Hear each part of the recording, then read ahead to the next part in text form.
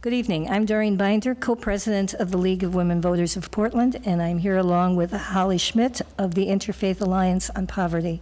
And we would both like to welcome you to our candidate forum this evening. The League of Women Voters is a nonpartisan organization that works to help citizens make informed choices in elections. We do not endorse candidates or political parties, but rather we give voters the information they need to select a candidate. Membership information is available on our website and at the table at the back of the room, as is information on our co-sponsor, the Interfaith Alliance on Poverty.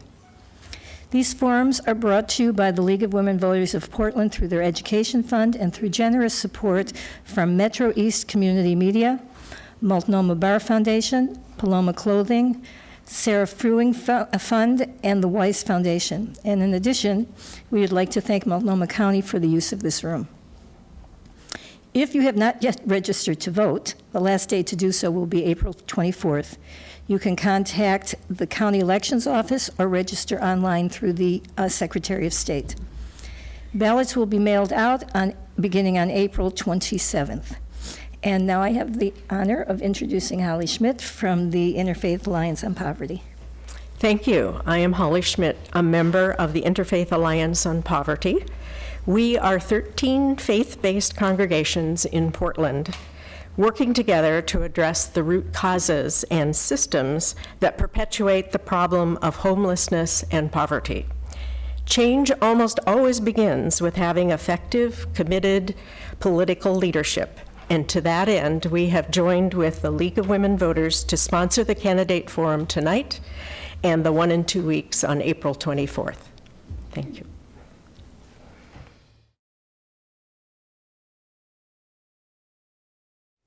Okay, we now turn to our forum for Metro Councilor Districts 2 and 4.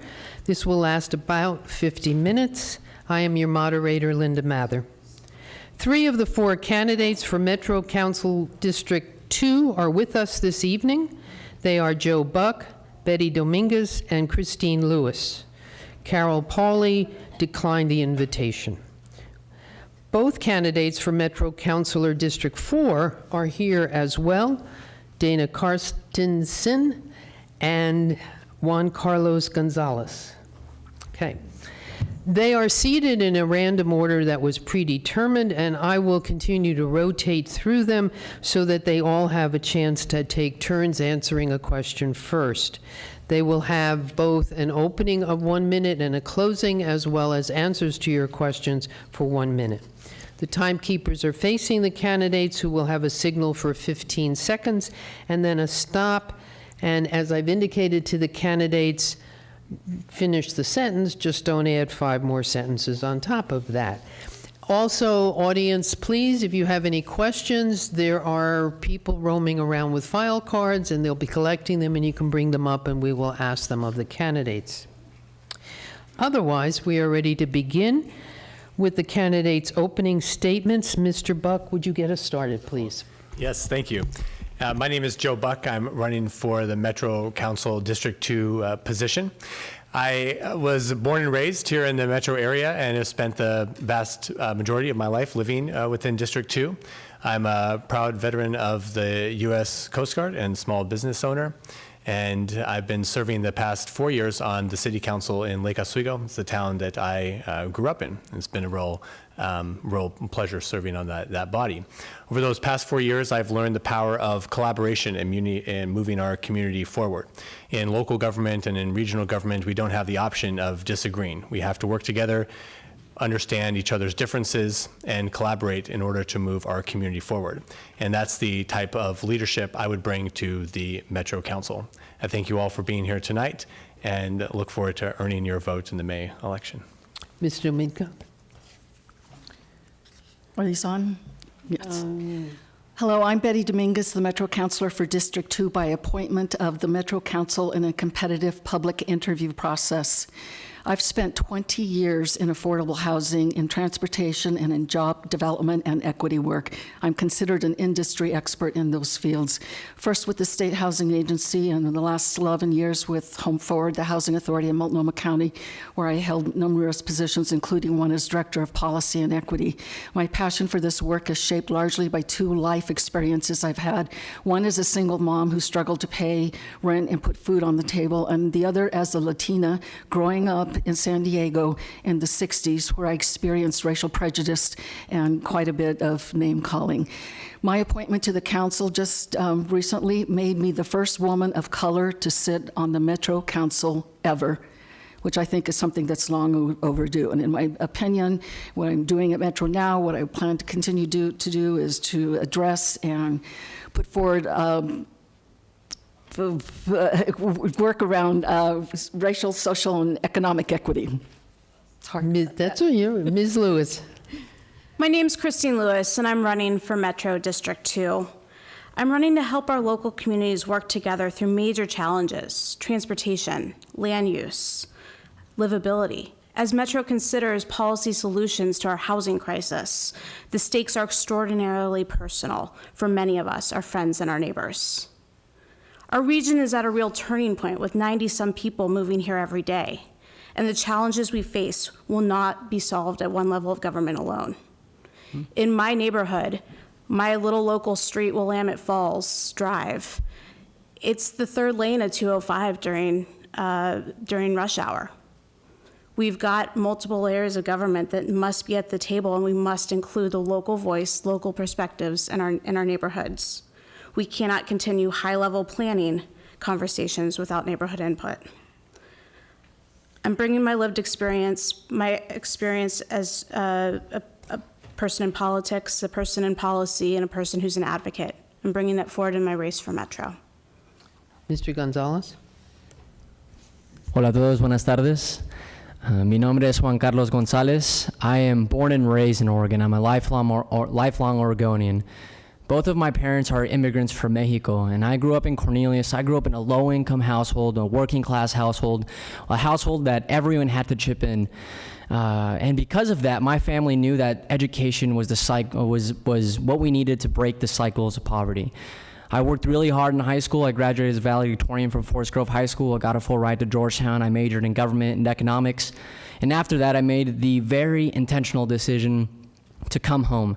And I worked for the nonprofit that served my family when we first immigrated here, called Centro Cultural, the oldest Latino organization in the state of Oregon, working to empower families, to break cycles, to lift voices. And I believe that Metro can play a very special role in addressing affordable housing, transportation, the preservation of our natural spaces. And I think now more than ever, government needs to represent the communities it serves. And that's exactly why I'm running for Metro. Thank you. Mr. Carstensen. Hello, everybody. My name is Dana Carstensen. I'm running for Metro 4. I graduated from the University of Oregon in a degree in planning, pub policy, and management, and that's why I became a Metro employee. I became a Metro employee in 2013 at the Oregon Zoo, and now I'm a hazardous waste technician. But in that time, I learned a lot at Metro because I am a shop steward, and I was a union representative. I've negotiated multi-million-dollar labor contracts, and I've done a lot of things as a temp worker, a low-wage temp worker at that. You know, when Metro cut our hours in half, I got a new definition, so now they're being forced to hire people and actually give us health care. When they want to not give our food workers paid sick leave, I got them paid sick leave before it became state law. When they wanted to put us on pay freezes for, for another 4 years, I got them pay raises. You know, if Metro's having issues internally, they're going to have issues externally. And I want to use my education and my internal experience as a worker at Metro, a low-wage worker, to improve Metro as a whole. Thank you. Thank you. Let's get started with some questions. Again, audience, if you have any, please just signal for either a file card or somebody to pick up the file card.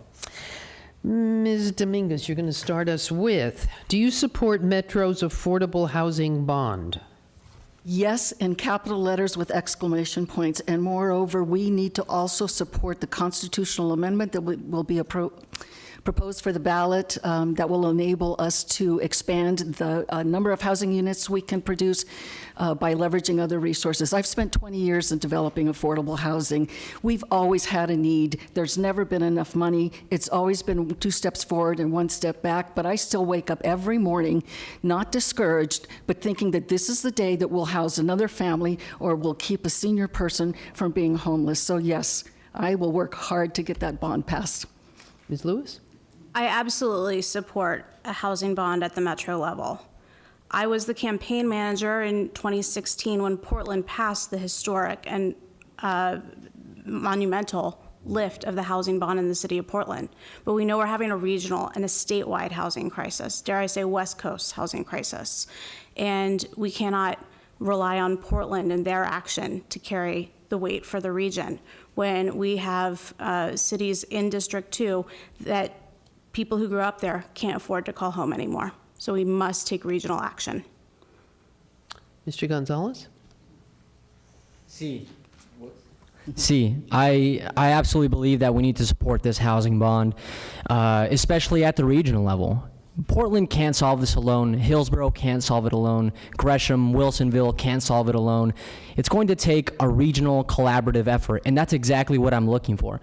I want to bring all stakeholders to the table because right now, at the end of the day, the people that are going to suffer the most are low-income families and our communities of color living on the fringes of the region that are only going to be pushed out. And when you have all of the jobs in the state, or most of the jobs in the state, located in our urban core here in this region, in the metro region, we need to make sure that everyone that wants to live in the metro area can live close to where they work, to where they celebrate, to where they worship. And that's exactly what I'm looking to do with a strong equity lens. I want to consider all ideas. There's no silver bullet. The bond is a step in that process, and I will be a champion for it. Mr. Carson? Yes, I'd support it, but I am hesitant about building affordable housing blocks because I have studied affordable housing and planning in the past. In the 50s and 60s, you had, massive urban renewal that destroyed whole neighborhoods, mainly black neighborhoods, in the name of fighting for affordable housing and fighting blight. But what they did is they displaced hundreds of thousands of black Americans and built these huge affordable housing blocks that gave them a cheap place to sleep, but they destroyed the soul of the community. It destroyed their social capital, their political capital, their economic capital. You need to give people ownership of the land and the properties of which sit on the land. You cannot profit on the backs of people who need a home. If you constantly try and work with people who profit on the backs of people's needs for an affordable home, you will never have permanent affordability in perpetuity. It's not going to happen. Hasn't happened in 70 years. It's not going to happen now. So that's my concern. But yes, I do support it because it needs to be done. Mr. Buck? Thank you. I absolutely support the housing bond. I think each one of us in the room have some, whether it's a personal experience or someone we know, family member, coworker, who has suffered from, as a result of the housing crisis we're experiencing. I see my employees moving further and further away from work, which inhibits their ability to move forward in life. More time is spent in the car, less time being spent able to pursue in education or to advance themselves in other ways. As a sitting councilor in the largest city in Clackamas County, though, I can say I'm a little concerned that Metro has not been reaching out to local leaders and engaging them in a discussion on this housing bond. Metro is a great vehicle through which to pass this bond and to spread that burden out amongst the whole region, but Metro really needs to be working with the local communities who have their eyes on the ground and know what's going on and able to successfully implement anything that they do. Okay. Ms. Lewis, would you get us started on what will be the challenges to working in Metro and with the other councilors, and how will you handle these challenges? Well, I think one of the unique challenges of representing District 2 at Metro is that more so than any other district, District 2 is diverse. You've got Oregon City, you've got West Lynn, you've got Lake Oswego, you've got Happy Valley, you've got Gladstone and Milwaukee, you've got unincorporated, and then you've got a little bit of Southwest Portland, and then all the way back to the far east where what used to be Damascus. So you have multiple cities that are wanting a seat at the table, and how do you balance out their needs? And there's not going to be a one-size-fits-all that works for District 2 necessarily. So making sure that you're coming to the table as collaborative as possible, representing these different jurisdictions, and also just making sure that those local voices are coming up. Mr. Gonzalez? Absolutely. I think the biggest challenge with Metro will not necessarily come from working within Metro. I think Mr. Buck said it very well earlier when Metro needs to really step up in the way that it empowers the voices of local leaders, and not only that, also historically marginalized voices and leaders. And that's why Metro's racial equity plan and agency across all of its departments is a truly transformational tool to use planning as a tool to advance wealth, to advance a sense of place. And I'm very excited to work on Metro Council to do that. I'm very excited to be endorsed by 4 Metro councilors and the council president as is, and I look forward to being collaborative and balancing the needs of our region. The thing is that everyone is going to come to the table and emphasize the need of their community, and we're gonna have to make sure that we make those investments strategically and thinking about the future of the region 50 years from now. What's our region gonna look like? It's going to be more diverse, it's going to be more stratified economically, and we need to fight against what will tear us apart. Mr. Carsonton? I have to agree with a little bit of what everybody said, and I think one of the biggest things we're going to face is creating a better relationship with the local governments. It's a really bad one right now. I think every candidate who's actually talked to local councilors and local mayors knows it's an almost toxic relationship, actually. They wonder, what is the current Metro Council doing? Who's running the Metro entity? Are they just, are they just sitting there for, to retire politically or using it as a political stepping stone? They're frustrated, and rightfully so, because they don't see any value in what Metro is. It was created to be a tool, and we need to rework the system so Metro becomes a valuable tool for the local governments to use and start, being, happy that it's actually there again, so they actually use us and we work with them so we can actually go and create that, with that 50-year plan and create a region that we're proud to have and we want. Mr. Buck? Right. I concur with the comments of Mr. Gonzalez, Mr. Carsonson. Metro, right now, the region's mayors get together simply to complain about Metro. And for too long, the relationship has been Metro has a certain vision that doesn't seem to be a vision in whole that's shared with the rest of the region. Because I don't think the region has had the opportunity to buy into that vision and be a part of its crafting. We all live in towns, and we're all required here in Oregon to have comprehensive plans. And when we put those comprehensive plans together, we all get together.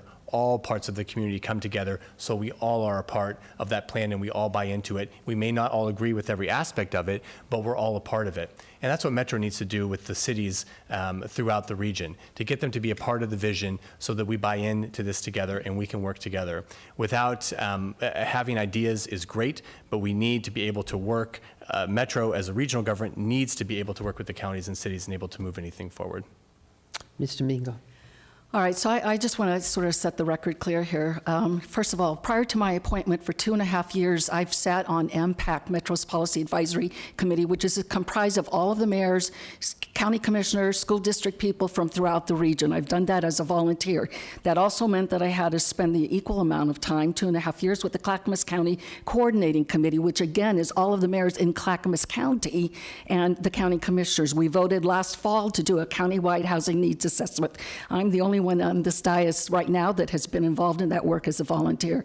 Second, Metro's never had housing in their charter. It's not within their purview, and they never had a funding source. And I am so amazed that they have stepped up in the way that they have to take this on, because they believe in regional livability, and that includes housing. And the staff are slicing and dicing numbers right now. We're looking at how many units at 60 or 30, how many studios, how many 4 bedrooms. Metro Council will make the decision in June to put it on the ballot, and then we will be out working in all the communities. But the staff has made over 37 presentations throughout the communities around this work already. Maybe folks aren't at them. Okay, let's come at the question, or at least the topic, from a different side of this. Mr. Gonzalez, if you would. Give a specific example of a case when you compromised, and a specific example when you did not. Oh, wow, in a whole minute? So in my work at Centro Cultural, I've been a part of a dozen plus collaborations, initiatives that compose millions of dollars. I think that The best partnership that I've been able to strike was one with the city of Hillsborough. Is the first time that an entity like that in Washington County stepped up to invest $2 million in workforce development with a culturally specific lens. And the compromise that we made there was really working with the city to identify what needs do we have in communities of color that have long been disadvantaged in being able to access the wealth of companies like Intel that are brought into the community, but also what kind of dollars do we need to invest in entrepreneurship and economic development and all of these other things. In moments that I haven't compromised in moments that I collaborate mainly with Washington County when we do planning projects and the county tries to enforce a certain type of process that excludes community, that excludes voices, and I am a strong champion for innovative ways to make sure people have their voices heard. Ms. Carson? Yeah, an example of when I did compromise. So I am a union shop steward, and when I was negotiating for the poorest workers of Metro at the Oregon Zoo, which by happens to be the most diverse workforce, I compromised on the sick time. Actually, me and my workers, we decided it was worth it to have paid sick time in exchange for not having double time and a half on holidays. So I thought that was a worthwhile one because we knew that state law was coming our way in probably a year or two. So we, as a union, we decided and come together and it's like, okay, they showed us the numbers, this is worth it, we want it, we compromised on it. When I didn't compromise though is when Metro cut our hours in half and when they decided to, avoid giving us health care, and they used the definition of temporary worker against us. And so I didn't compromise with that, and I forced them to actually use their own definition into our labor contract. They didn't want it. They fought for me for 3 months until I started a threat strike. But we pushed and pushed and pushed, and we finally got it. And now they're, 24, almost 3 dozen people have actually been hired and now have health care. Mr. Buck? An example of a time when I've compromised is on bringing residential composting to Lake Oswego. So Lake Oswego is the only city in Clackamas County that has curbside residential composting. And at the time, I wanted to have a program similar to Portland where the regular trash was only picked up every other week to encourage people to use the composting.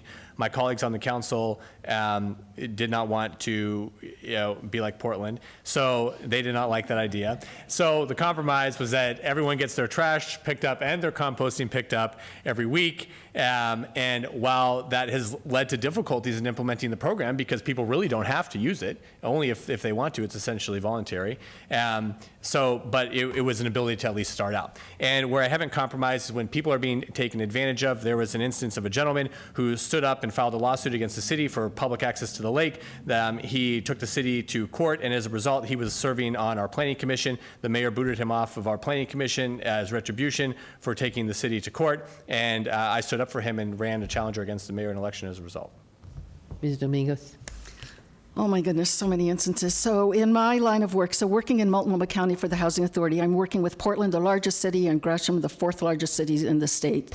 And I have worked quite hard around educating people about who we're talking about in affordable housing, the bank teller, the grocery store clerk, the waitress, and trying to convince the elected bodies in some of those cities, Troutdale, Fairview, Wood Village, about who's in poverty, who needs housing, how we should be addressing the issue has been a real challenge.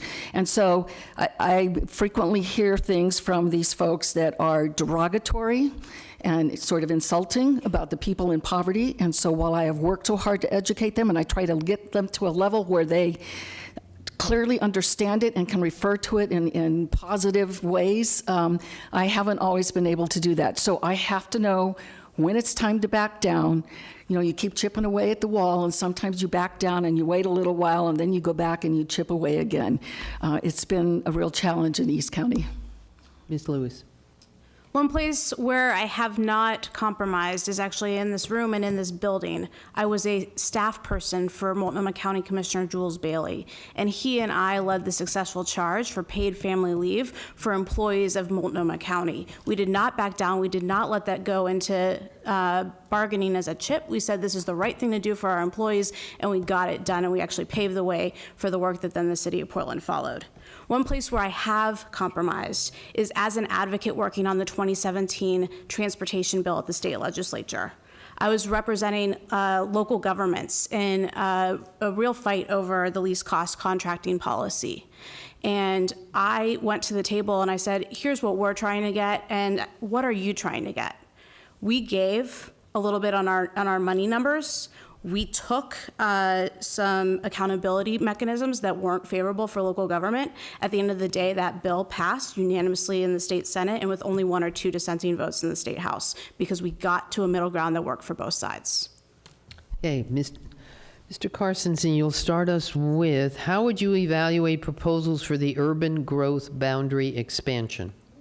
That's a good question. Everybody's like, 60 ooh, why? seconds, right? Yes. I would like to review those expansions by first looking at what land internally we're not using full maximum. You know, we've invested millions of dollars into infrastructure such as sewer, water, electricity lines, even roads on main arterial lines. We need to look at those areas, say, you know, dilapidated strip malls, unused parking lots that are being land banked essentially for profiteering. We need to look at that land and say, okay, what can we do to get this land up to par so we can actually get into mixed use, density, community land trust, limited equity, cooperatives? How can we use what we already have, and more importantly, what we've already invested millions, if not tens of millions of dollars into already, and maximize it first? Once we maximize it, then let's look at the urban growth boundary, because once we pave over that farmland, it's paved over. It's not coming back. We need to fully utilize what we already what is already in the urban growth boundary first. Mr. Buck? Yeah, I fully believe in putting density around our town centers and corridors. When we look at expansion, I mean, we have so many infrastructure projects, bridges and roads that are currently underfunded. It's hard to think about even funding expansion projects. But when we look at expanding the urban growth boundary, and whether it's for housing, employment, transportation has to be part of that conversation right from the get-go. And we see the study that just came out today. That we all know about the economic inequalities that exist, the geographic inequalities that exist in our region. And so when we expand the urban growth boundary, we have to be asking, what are we doing to close that gap? What are we doing to provide more access to education and jobs and more variety of housing so that our communities are more diverse and more equitable? Ms. Dominguez? So, you know, Metro has always been a regulatory body, and the cities generally resent that because they feel like they know what's good for them. So Metro has changed some of their process in recent years. So we currently have 4 applications, letters of interest applications due next month that are pending for expansion into urban reserves by these communities. So Metro's requirement is that they have conducted a housing needs assessment, which was submitted to DLCD, the state, for approval. Then they had to have done concept planning. Where's the infrastructure going? Then they have to, when they submit their proposal, say what jobs are they creating, who's funding the infrastructure, where's the governmental support, and where's the housing, and what's the affordability. And because equity is an overriding concern with everything that Metro does today, an equity lens is going to be applied to those applications. So we will see those applications in May. We'll be issuing the 2018 Urban Growth Report this year, and in context with that, making decisions on whether or not to approve those UGB expansions and whether those expansions meet the regional need. Ms. Lewis? So Metro is a unique form of government. Nowhere else in the country is there a regionally elected body like Metro. Similarly, we have a unique land use system, and I'm connected to the land use system we have here through work that I did organizing in Clackamas County in 2007 when we passed Measure 49. That was the land use measure that brought us back into balance, and really looking at the necessity of community and neighbor input and voice in land use process. I think when it comes to Metro evaluating UGB expansion, we must be data-driven and we must be deliberate. Mr. Gonzalez? I have to agree with Ms. Lewis saying that our urban growth boundary, our state's land uses, one of the things that distinguishes not only our region and our regions across the state, but our state from the rest of the country. It is special. It is what helps us preserve our natural spaces, what makes us proud to be Oregonians. I'm a strong advocate for the redevelopment of unutilized and underutilized land across our region, especially in our suburban counties when we see countless strip malls. I really think that we can do a lot to rezone and reinvest in these places to have housing that is more dense, that makes more sense with public transportation, because that's the point of a smart master planned region with strict land use laws. You want to invest in the urban core. However, that's not a silver bullet, and we're in the midst of a housing crisis. And I think that when we evaluate the 20-year land supply, and inevitably the case is made that we expand, we need to make sure that, one, how are our cities incorporating affordability, transportation, but most importantly, how are we using land use as a tool for racial equity to build wealth in communities that have long been denied the opportunity to build wealth in our state through land? Thank you. We'll start again, Mr. Buck, if you would. Of Metro's current or proposed projects, what do you think is most important and why? I know, 60 seconds. I know, gosh. Go for it. It's hard not to, we've just been talking a lot about housing. It's not hard to mention the housing bond is one of the most important things. This is an area of crisis, like I said, that is touching everyone. But I think another area that I'm particularly interested in is the region's solid waste management system. We're also in a waste crisis as well. And Metro needs to be helping recyclers and haulers come up with innovative solutions to tackle our region's problems in regard to recycling and coming up with new ways to reinvest in that industry so that we can be good stewards of the environment and stop the obscene use of plastic that we see, and that starts with a reduction in the use. But Metro can help both on that end as well as on the recycling end. So it's going to be a busy year at Metro this year. Obviously, the housing bond is a priority for a lot of us. Also, the regional transportation plan. Every county has a coordinating committee. All those committees submitted their priority transportation projects to Metro for inclusion in that plan. That's going to be approved this year. The 2035 waste management plan has to happen this year, and we've created a new program, Innovation and Investment Program, a grant program to help with recycling and capital costs, and it has a racial equity lens. We're looking to encourage communities who have been traditionally left out of that business. And then the urban growth report, and whether we decide to do expansions, whether the communities have proved their need or not, is going to be a big issue. And there are a myriad number of other programs under Metro's purview that we're working on every week, and I get reports on all the time. But those are the big ones that by law have to happen this year. Ms. Lewis. So the housing bond and taking action on housing at the policy level at Metro is most critical. As a citizen, I was able to attend a lunch meeting last Wednesday where there were community voices from across the region, including representing direct service providers and representatives of the 3 counties. So I was there as a citizen. I'm being as involved as I can, recognizing that I'm a candidate. However, I would be remiss if I didn't also point out the historic investment that is at a turning point with the Willamette Falls project and really investing in community, but in how we tell the story about where Willamette Falls is and the natural and cultural legacy. We absolutely can see work being done already on the Oregon City side, and from the Westland perspective, there should be gains culturally and economically on both sides of the river. Mr. Gonzalez? There are quite a few for me, so I'm going to try and speak quickly here. One, the housing bond. Absolutely, it's a regional issue. We need to tackle it on a regional level, and I'm really proud that Metro's Government Affairs team has asked me to help them campaign for the bond in my district after the election. I'm going to do that, and I'm going to fight every single day until our November election to make sure we pass this bond. 2, public transportation. Just last year, Seattle passed $54 billion in public funds. Los Angeles, $120 billion in public funds to address public transportation. If we don't invest now, now, if we're not innovative, if we don't take into account the experiences of our communities across the region, we're going to be left behind, and I want us to tap into Portland's civic brightness.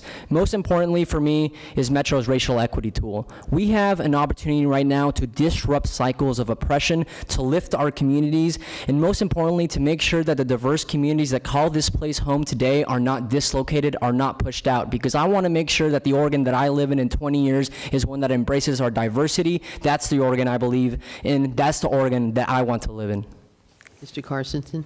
I think one of the biggest things is the housing bond, but I really would like to see that money be used for community land trust. Community land trust is, imagine, a nonprofit where the community itself owns the land, not necessarily what's on the land, but the land. So everybody that lives on that land trust is a collective owner and has democratic power over that land. So you cannot have people coming into your neighborhood and flipping land or land banking it or profiteering off of you. That is the most powerful thing you can do for someone, is give them ownership and democratic control of the land. Land is political power and economic power. That is what we could do with this housing bond right now. It's been extremely successful where used. Dudley Street Neighborhood Initiative in Boston, Massachusetts is a fantastic example of turning around a black neighborhood that was completely almost abandoned by the city and giving them incredible empowerment. I would like to replicate that because it's a positive tool that's not being utilized, but we can utilize it here and create something wonderful. I almost feel like after you all did that so well, there should be a little crescendo of some sort. Anyway, Ms. Dominguez, if you could start again for us. If elected, you will be managing an office staff. What is your experience with this? Oh, we're You were, starting I'm me? sorry. Sorry. Yes. Excuse me. So I've had various roles in my career. When I moved to Oregon in '96, I left San Diego as vice president of real estate and construction lending at a bank there, and I had a staff of loan processors, et cetera. And I've had staff through the Housing Authority and at Metro. We have policy people that staff each of the counselors, and so there's only one per counselor. But in the past, as I said, I've had a lot of experience around that. I've always worked hard to advance folks. In fact, so a lot of times we'll look at the makeup of a company and we'll say, oh, it's 60% white and it's 40% of color. But if you look at those 40% of people of color, they're always in the bottom echelons of the company. And they don't have the opportunities to advance and get into leadership and management positions and to make more money. And so every time that I've been in a position where I've supervised staff, if I have staff of color and I try to, then I work very hard to accomplish that goal. Ms. Lewis? My day job, I'm the legislative director for Oregon's Bureau of Labor and Industries. We're about a 100-person state agency, and I serve on the executive management team as part of my role. So I'm very familiar not only with managing direct supervisees, but also with crafting policies that help shape the direction of an agency. I definitely see that the work at Metro is not only the role of a direct supervisor, but also just your outsized status as a counselor. As you walk through the halls, you have a responsibility of having an attitude that helps with morale and that helps keep an open door so that you know as a counselor what's going on with the entire agency. Mr. Gonzalez? Can you repeat the question, please? It was kind of... I was afraid you were going to ask me that. You will be having an office staff. Do you have experience with running an office staff? Yes, absolutely. So I work at Centro Cultural, and when I started, our budget was around $500,000, and since then, I've risen through the leadership ranks to become a director at the organization, and we've quadrupled the budget since then in 3 years. So as you can imagine, that kind of organizational management, organizational growth, the decision of growing the organization in opportunities where there's revenue and making the difficult decisions and good decisions and bringing on and empowering new leadership, that's exactly what I'm about. I want to engage my staff people to make sure that they have buy-in into what we're doing, but at the same time being open and reciprocating that with good leadership at the top. I'm also very, very fortunate in my work at Centro to have worked with every single major metro department. We have open contracts that advance equity work in Washington County. We're probably Washington County's equity champion, and I have very personal relationships with metro staff. That's why I've been endorsed by AFSCME 3580, over 500 metro employees, and I am very excited to work with them. Mr. Carstensen? Yeah, so I was a union representative, and I covered labor contracts from Mount Angel, Jervis, Silverton, Port of Portland, the airport, and including Metro. That was for Labor's Local 43, which represents about 500 Metro employees at the organs, which has endorsed me. By the way, the poorest workers, most diverse workforce, again, and because they understand the issues. I understand their issues, but more importantly, I've negotiated contracts with management. I've dealt with them, and I've heard their arguments, and I understand where they're coming from. So when it comes to representing the worker, I understand their needs, but I also understand going to the worker and say, hey, cut that out. Come on, let's get this done here. I understand, I think it's the most important thing to understand both sides of the coin to get something done. And that includes working with your staff. Sometimes you have to understand where they're coming from. And when you understand where management's coming from too, it makes things flow a lot more smoothly. So, thank you. Mr. Buck? So I am an employer. I employ over 100 individuals. And my philosophy is that I want everyone to end the day better than how they started it. And I want everyone to, when they come to leave my organization, to leave it with more skills than they started it with. My management team is bilingual, majority female, and about 30% immigrant. And we all work together every day to accomplish a mission. And I'm a restaurateur, and people think, oh, restaurateur, that must be so much fun coming up with the food and all that stuff. But my day-to-day work has nothing to do with that, and it's all about keeping the team together and working with people who come from different backgrounds and have different skills and contribute different elements to be able to meet one common goal, serving the guests and delivering excellence and hospitality. Okay, I'm going to switch a little bit here, and Ms. Lewis, you're going to start. You may need to think for a second. I know, well, for all of you. We've asked you questions about housing, about how you work, about all the projects for Metro, et cetera. What haven't we asked you that you'd like to tell us about? That's okay, think. It's all right.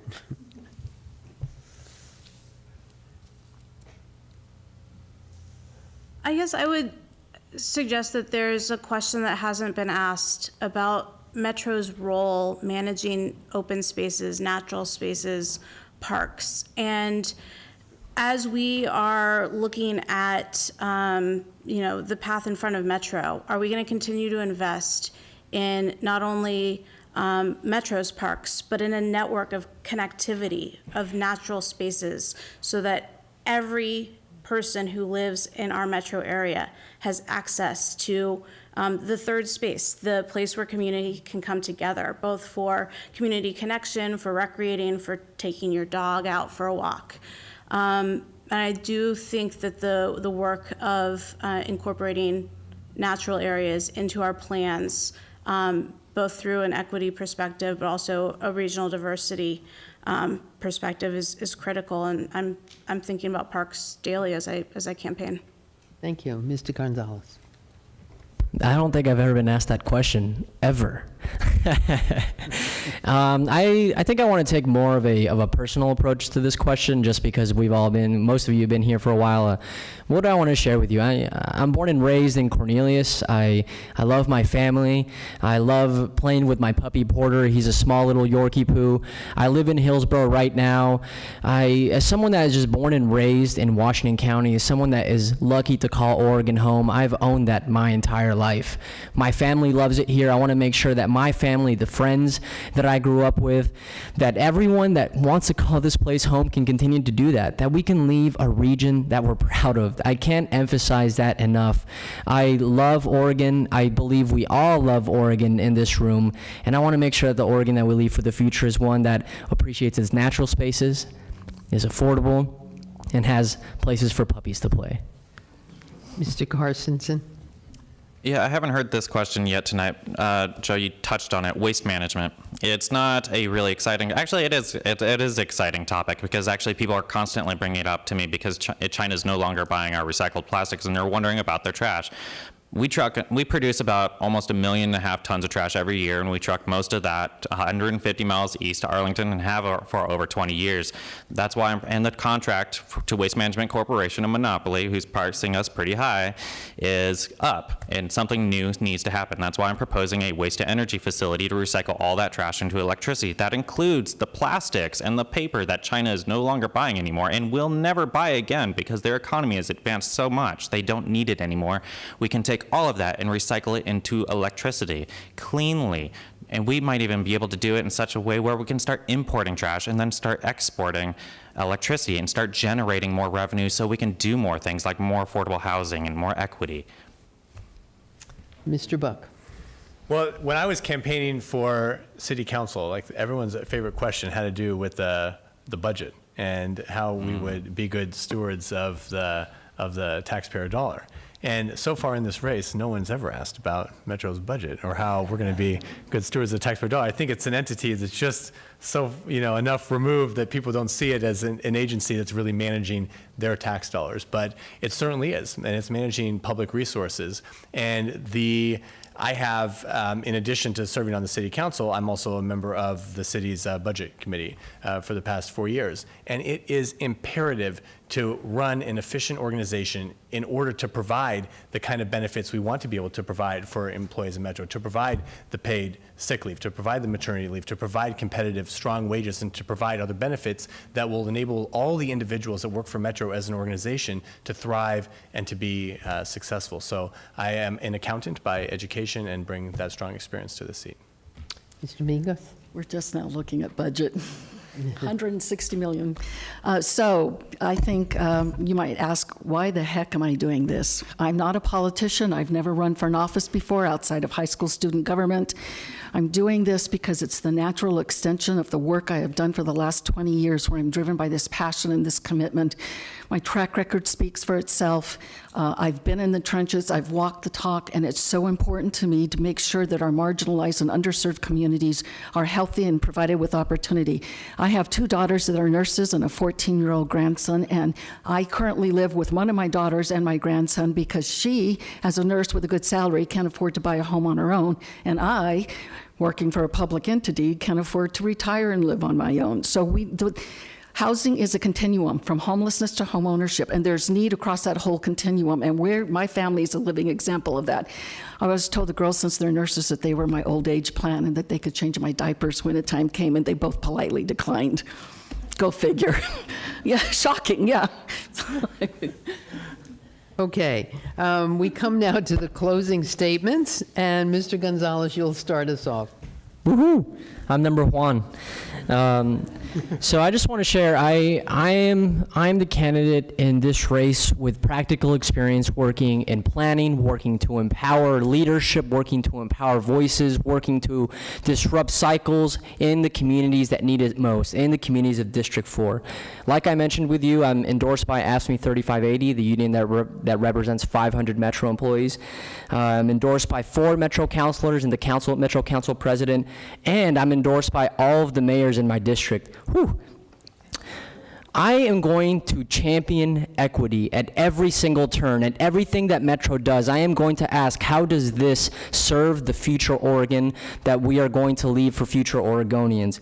I am going to fight for affordable housing. I'm going to fight for public transportation. I'm going to fight for community, and I'm going to fight to make sure that all of us have a voice at this agency that needs to serve us with smart planning, resources, and tools to be successful.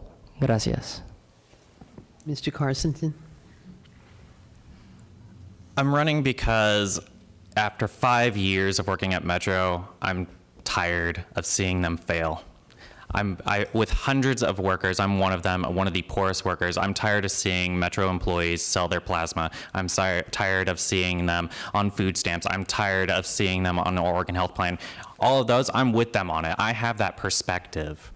I also spent $40,000 studying planning and policymaking. I specifically studied Metro under Carl Hutzika. I understand Metro. I've negotiated with Metro. It has so much potential, but it's failing and has been failing for years. I think I have that perspective of looking up instead of looking down to actually make real systemic change, and that's why I'm running. Thank you. Mr. Buck.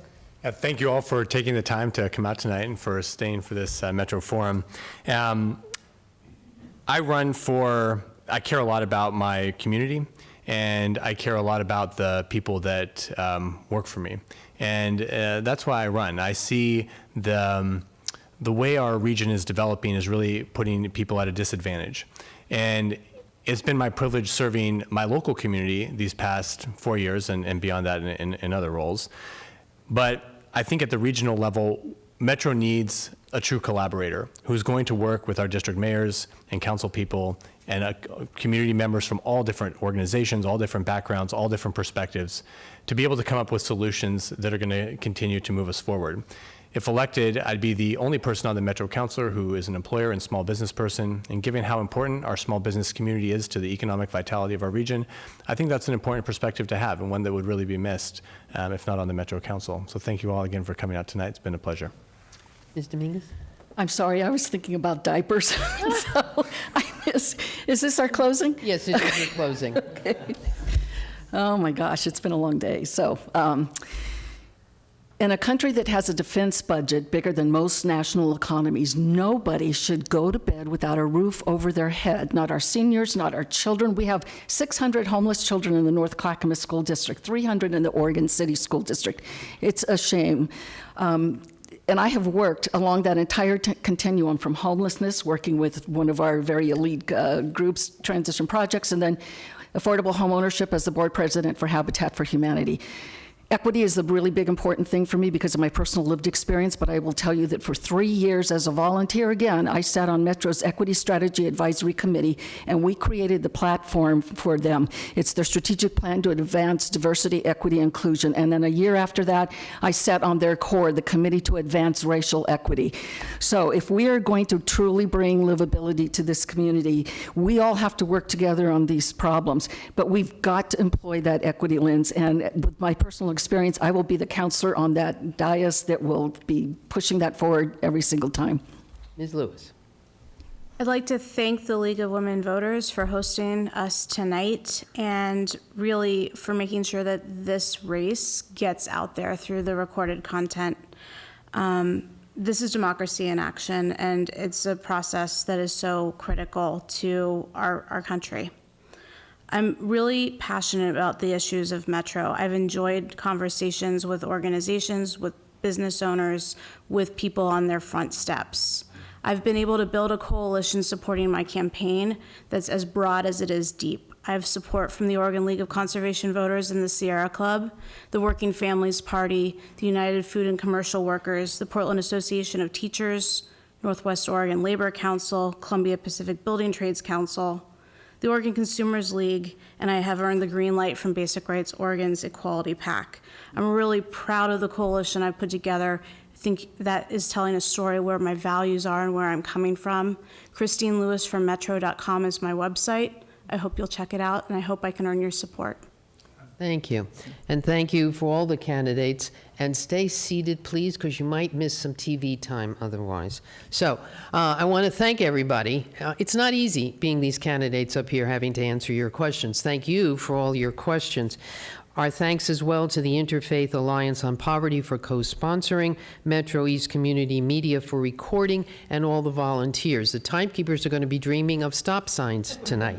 So please check out our website, lwvpdx.org, to view all the forums and for TV replay information. For more primary information, pick up our nonpartisan voter's guide at your local public library, New Seasons Market, or Meals on Wheels Dining Center. Or go to vote411.org. You can find a personalized ballot there, and you can also verify your registration, as well as getting other information.